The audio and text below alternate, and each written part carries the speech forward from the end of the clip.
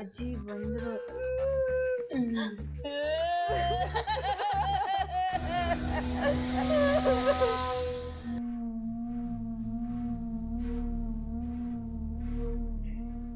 ಲಕ್ಷ್ಮಿ,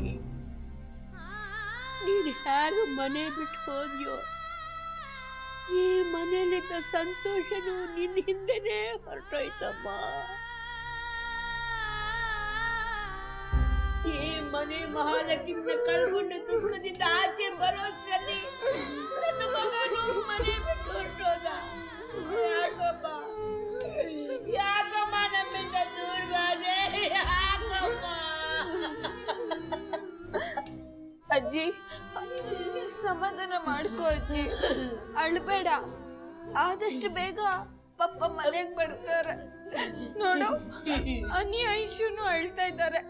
ನೀನು ಹೀಗ ಅಳ್ತಾ ಇದ್ರೆ ಅವ್ರನ್ನ ಸಮಾಧಾನ ಮಾಡೋದು ಯಾರು?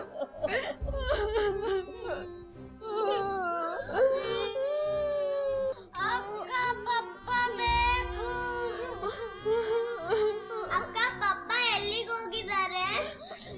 ಅವರು ಹೊರಗಡೆ ಹೋಗಿದ್ದಾರೆ ಐಶು.